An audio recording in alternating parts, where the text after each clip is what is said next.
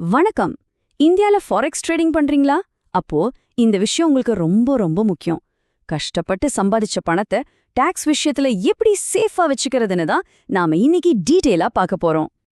இந்தியால ஃபாரெக்ஸ் ட்ரேடிங்கோட பெரிய சவாலே இதுதாங்க.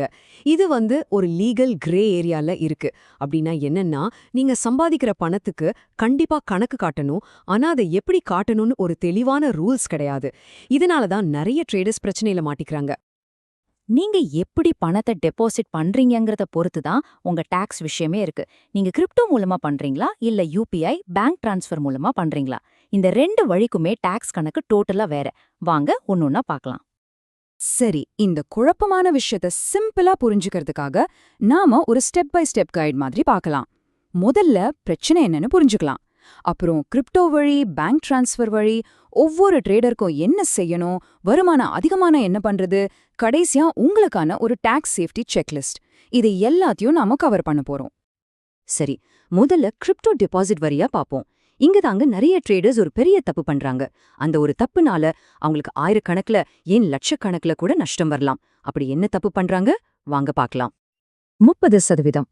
ஆமா, இந்த நம்பரை பார்த்ததும் உங்களுக்கு கிரிப்டோ டாக்ஸ் ஞாபகம் வரும். ஆனா ஃபாரெக்ஸ் ட்ரேடிங்கை பொறுத்த வரைக்கும் இந்த கதையில ஒரு சின்ன ட்விஸ்ட் இருக்கு. சத்தத்துல பாத்தீங்கன்னா கவர்மெண்ட் லாபம் அதாவது ப்ராஃபிட்ங்கிற வார்த்தையை பயன்படுத்தல, அதுக்கு பதிலா பரிமாற்றம் அதாவது டிரான்ஸ்ஃபர்ங்கிற வார்த்தையை தான் யூஸ் பண்ணிருக்காங்க. இதோட அர்த்தம் என்ன தெரியுமா?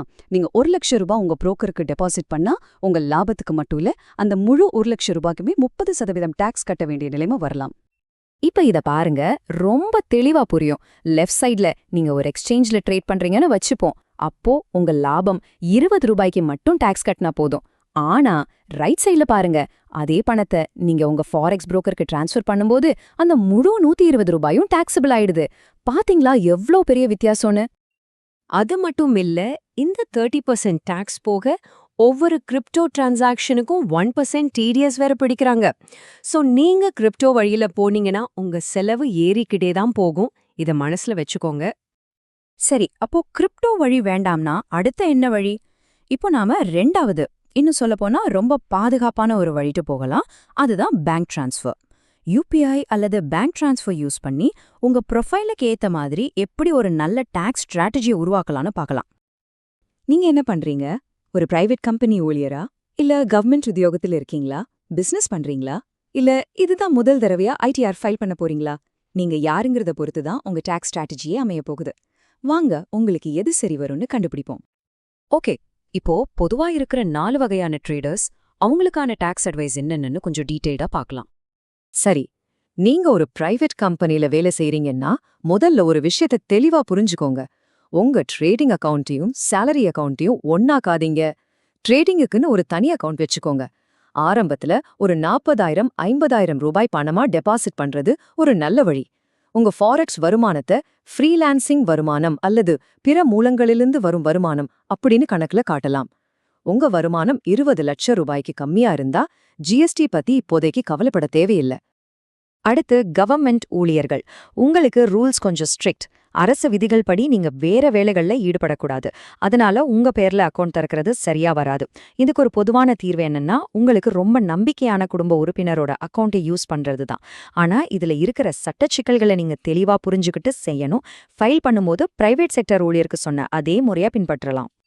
நீங்க இப்பதான் முதல் தடவையா ஐடிஆர் ஃபைல் பண்ண போறீங்களா? அப்போ இத கவனிங்க. ஒரு வருஷத்துக்கு உங்க மொத்த டிரான்சாக்ஷன்ஸ் அதாவது டெபாசிட், வித்ட்ராவல் எல்லாம் சேர்த்து ஒரு 3-4 லட்சத்துக்கு கீழே இருந்தா ஃபைல் பண்றது உங்க விருப்பம். ஆனா அந்த லிமிட்டை தாண்டிச்சுன்னா கண்டிப்பா ஃபைல் பண்ணி ஆகணும். இது கட்டாயம். ஒருவேளை உங்களுக்கு நல்ல லாபம் ஒரு 10-15 லட்சம் வருதுன்னா அதை ஃப்ரீலான்சிங் அல்லது அதர் சோர்ஸ்னு காட்டி ஃபைல் பண்ணுங்க. ரொம்ப முக்கியம், எப்பவுமே ஒரு சார்ட்டர்ட் அக்கவுண்டன்ட் கிட்ட ஆலோசனை கேட்கறது நல்லது. நீங்க ஒரு பிசினஸ் பண்றீங்களா? அப்போ உங்களுக்கு ஒரு ஆப்ஷன் இருக்கு. முதல்ல இந்த ஃபாரெக்ஸ் வருமானத்தை உங்க இப்போதைய பிசினஸ் கணக்கிலேயே அட்ஜஸ்ட் பண்ண முடியுமான்னு பாருங்க. ஒருவேளை அது முடியலனா இது ஒரு புது சர்வீஸ் அல்லது ஃப்ரீலான்சிங் பிசினஸ் மாதிரி காட்டி அதுக்கு கீழே வருமான வரி தாக்கல் செய்யலாம். இது உங்க வேலையை இன்னும் எளிதாக்கும். சரி, இப்போ நீங்க ஒரு சூப்பரான ட்ரேடர் ஆயிட்டீங்க. உங்க வருமானம் நல்லா உயர ஆரம்பிக்குது. அப்போ என்னாகும்? ஆட்டம் மொத்தமா மாறும். புது வரி விதிமுறைகள் எல்லாம் உள்ள வரும். அது என்னன்னு பார்க்கலாம் வாங்க. 20 லட்சம் ரூபாய். ஆமா, ஒரு வருஷத்துல உங்க மொத்த பரிவர்த்தனைகள் இந்த நம்பரை தாண்டிடுச்சுன்னா டாக்ஸ் ரூல்ஸ் டோட்டலா மாறிடும். நீங்க ஒரு புது லெவலுக்கு போறீங்க. இங்க ரூல்ஸ் எல்லாம் இன்னும் ஸ்ட்ரிக்ட்டா இருக்கும். இந்த 20 லட்சத்தை தாண்டினதும் நீங்க ஜிஎஸ்டி ரெஜிஸ்ட்ரேஷன் பண்ண வேண்டியது கட்டாயமாகிடும். அத டிஜிட்டல் சர்வீஸ் அப்படிங்கிற கேட்டகரியில பண்ணணும். இதுக்கப்புறம் நீங்க கண்டிப்பா ஒரு கரண்ட் அக்கவுண்ட் யூஸ் பண்ணணும், சேவிங்ஸ் அக்கவுண்ட் இல்ல. அப்போ அதிகமா சம்பாதிச்சா செலவும் அதிகமாகுமா? ஆமாங்க. இத பாருங்க, ஜிஎஸ்டிக்கே 18% போயிடும். அது போக சிஏ ஃபீஸ் மற்ற செலவுகள்னு ஒரு 5% வச்சுக்கோங்க. ஆக மொத்தம் உங்க வருமானத்துல சுமார் 23% இதுக்கே போயிடும்.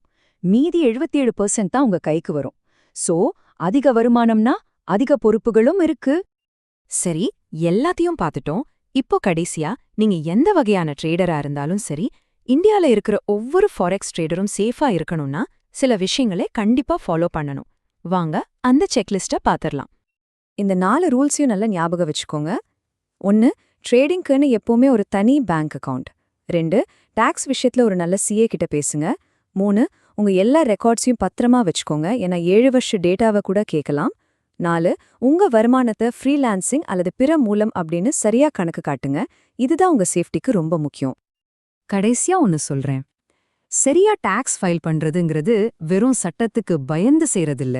அது நீங்க கஷ்டப்பட்டு சம்பாதிச்ச பணத்தை நீங்களே பாதுகாத்துக்கிற ஒரு வழி.